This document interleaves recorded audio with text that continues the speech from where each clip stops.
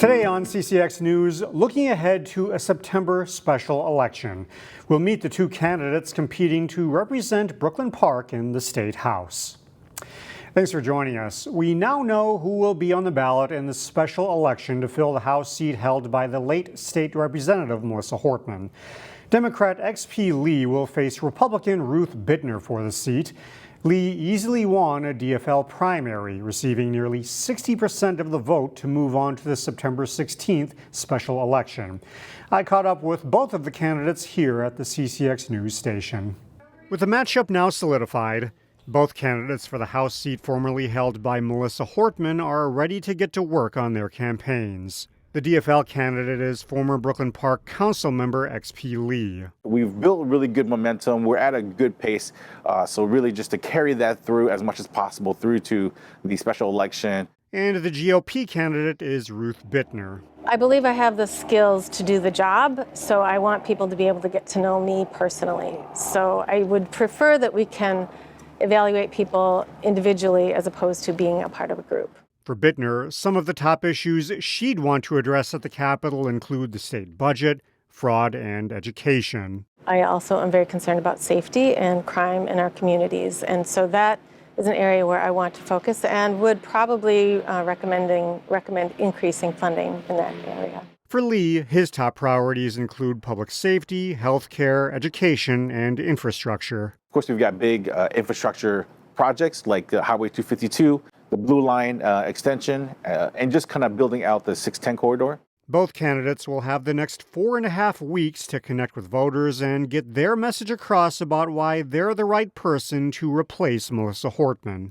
I want to be able to try to pick up her legacy and be able to do the best that I can. And I feel that I am a very strong candidate to be able to do that. I am a real estate agent, and I have learned a lot of skills about negotiation and getting along with people who maybe don't agree with you. And I do believe that I'm a person who can build relationships. Voters will have their say on September 16th.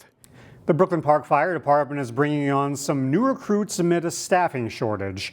The chief says he needs to give his firefighters a chance to catch their breath. Can our crews get that opportunity to, leave and get some R&R to reset, to be prepared to come back and perform at the highest level? That is why we need additional staffing. The Brooklyn Park City Council recently approved a $224,000 increase in the fire department's budget. It will be used to hire 4 new full-time firefighters. The new recruits will help make sure the department has enough staff on hand to operate engines and respond to calls. Fire Chief Sean Conway says about a dozen firefighters are on injury or military leave right now. That means other firefighters have been forced to work beyond their 24-hour shifts, which he says increases the risk of injuries. It's requiring those who just finished a shift to often work a 48 or sometimes a 72. That leads to fatigue. Some people will use the term burnout. The department anticipates a need for more new hires in the next few years. That's because new housing is being developed in Brooklyn Park's northwest corner. A program that helps people save on shoes and help those in need recently made a stop in Brooklyn Center. Reporter Emily Haugen met the people behind Shoe Away Hunger, who say it's about much more than footwear. There's a long line at the Brooklyn Center Farmers Market. But on this day, it wasn't for fresh produce. People were waiting to hop on the bus. Come on in. Welcome to our shoe Welcome. Piled top to bottom with 1,000 pairs of shoes. 4 kids and 2 adults. Corey Myers and other helpers from the Twin Cities nonprofit Good in the Hood helped people shop. They can outfit their whole family with shoes for a very minimal price. Minimal is right. It's $6 for adult shoes and $3 for kids' shoes. They're all new or gently used, crowdsourced from neighbors and collected from Schuler's shoe stores. There are more benefits than just affordability. And with your purchase today, you just fed 9 people for a week, so we thank you for that. All of the purchases go back into Good in the Hood's food programs.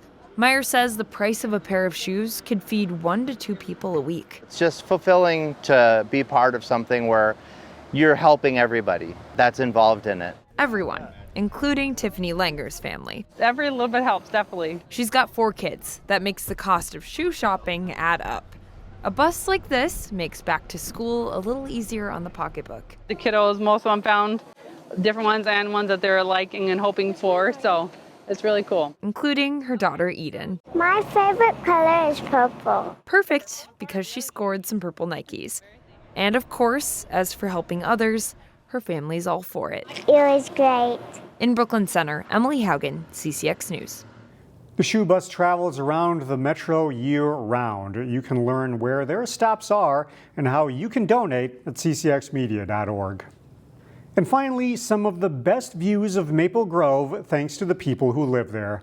The city recently selected the winners from the Maple Grove Moments Photography Contest. We leave you with some of the winning photos. Enjoy.